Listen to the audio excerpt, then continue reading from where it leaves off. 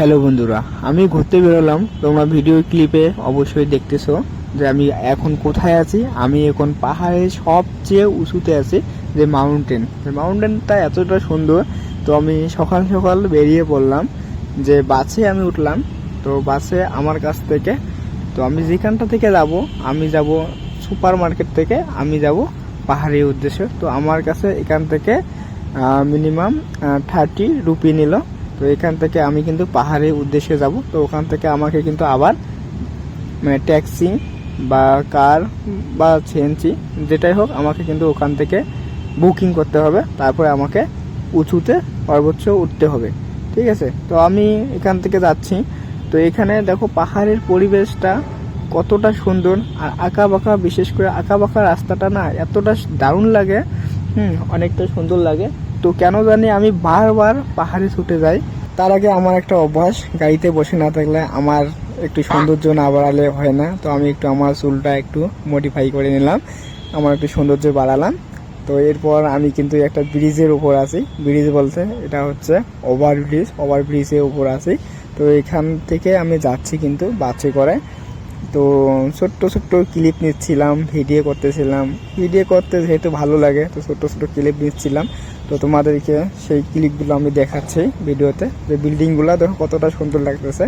আর রাস্তা কি বলবো, রাস্তা একদম ক্লিন, কত সুন্দর, আইন শৃঙ্খলা কতটাই ভালো।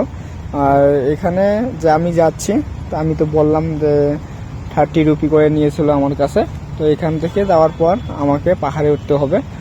তো পাহাড়ে যে ঘোরার একটা ব্যাপার, যে আমি কেন জানি বারবার যাই ছুটে, যে পাহাড়ের ঘোরার মধ্যে একটা ফিলিংস আলাদা। তো তোমরা যতক্ষণ পর্যন্ত যাবে না ততক্ষণ আসলে এই ফিলিংসটা কিন্তু পাবে না কখনো। তো এই জন্য কিন্তু তোমাদেরকে কিন্তু যাইতে হবে। তো এই পাহাড়ে আঁকা বাঁকা রাস্তা যে আমাকে এতটা সুন্দর লাগে, যে প্রাকৃতিক গাছপালা, আঁকা বাঁকা রাস্তা।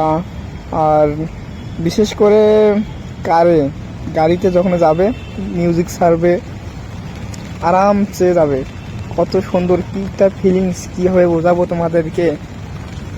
এটা আসলে রিয়েলি যাইতে হবে, তখনই তোমরা বুঝবে। তো তোমরাও কিন্তু অবশ্যই পাহাড়ে ঘুরতে যাবে। তো না গেলে কিন্তু আসলে এটা কখনো বুঝতে পারবে না, যে জীবনে ট্রাভেল করাটা না আবশ্যক। এই প্রাকৃতিক সৌন্দর্য, এই পৃথিবীটা এত রূপ, যা কিন্তু তুমি যতক্ষণ পর্যন্ত না করবে ততক্ষণ কিন্তু কখনো রিয়েলি বুঝতে পারবে না। ট্রাভেল করা অবশ্যই কিন্তু আবশ্যক। তো আমাদের যা কিছু আছে, তো ট্রাভেল করার জন্য বেশি কিছু লাগে না, আবার বেশি কিছু লাগে। তো আমাদের যা কিছু আছে তাই নিয়ে কিন্তু আমরা ট্রাভেল করতে পারি, ভ্রমণ করতে পারি। ভ্রমণের মধ্যে একটা আলাদা শান্তি বস, যেটা আসলে আমি কীভাবে বোঝাবো, যখন তোমরা ঘুরবে তখনই কিন্তু বুঝতে পারবে।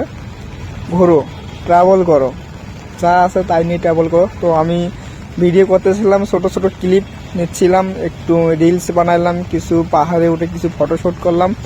দেখো, আর পাহাড়ের উপরটা দেখো, গাছপালাটা কত সুন্দর লাগতেছে ক্যামেরাতে। আর রাস্তাটা তো দেখতেছো, অনেকটা পরিবেশ ভালো। আর পাহাড়ে একটু রিস্ক হয়, কিন্তু পাহাড়ে ঘোরার মধ্যে পাহাড়টাই হচ্ছে বেস্ট। তো আমি সাজেস্ট করি পাহাড়ে ঘুরতে যাবে, সবাই ঘুরতে যাবে কিন্তু। আর ট্রাভেল যা আছে তাই নিয়ে করো, এনজয়।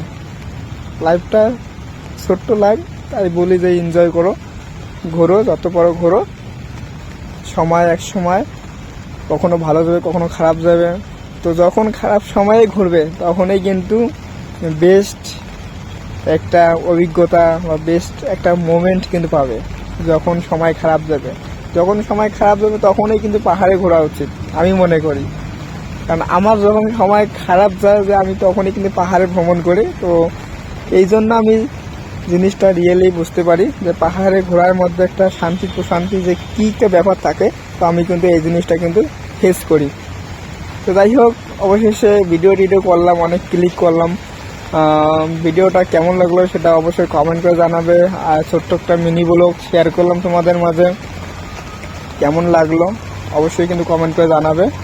তো আজকের ভিডিওটা কিন্তু এই পর্যন্ত, বেশি কিছু বললাম না। টাটা।